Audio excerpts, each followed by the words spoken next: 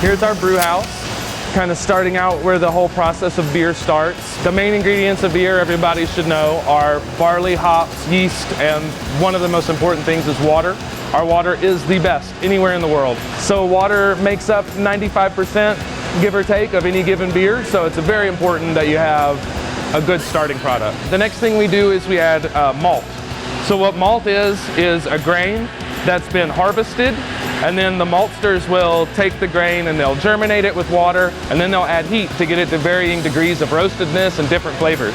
So you can roast it like this and it's kind of pale, or you can get it all the way like that, more like a coffee. And so through these varying degrees of roast and different kinds of grains that they use, they unlock a lot of different flavors. We'll put everything through this mill so we can get all of that goodness that's inside of the grain. We're going to put it together with the water, and that's where the first part of the magic kind of happens. So this is our mash tank, and what the mash is when we put the water and the ground up grains together. So what's going to happen is we're going to make kind of like an oatmeal consistency mixture in there. So this process is really just to get these really long chain sugars to break down into sugars that yeast can eat.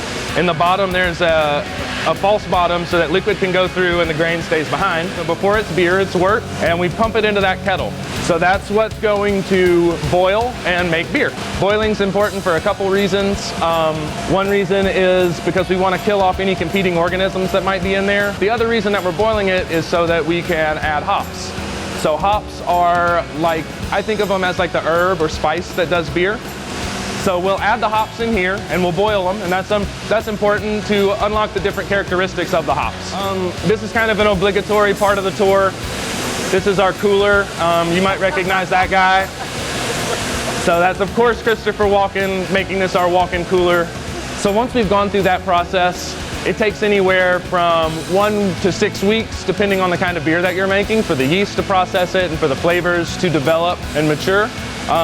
We'll filter out all of the yeast out of the beer, and then we'll finish carbonating and finish making sure it's ready to go into packaging. And once it's ready for packaging, it'll come through here. This is our canning line. So all of the cans that we get come in on these big pallets. They go on this machine right here, they go up, they come down here, they get a twist rinse, they get a date put on, they get filled, they get a lid put on rather, and then they're packed by hand into cases, stacked and wrapped and sent out the door.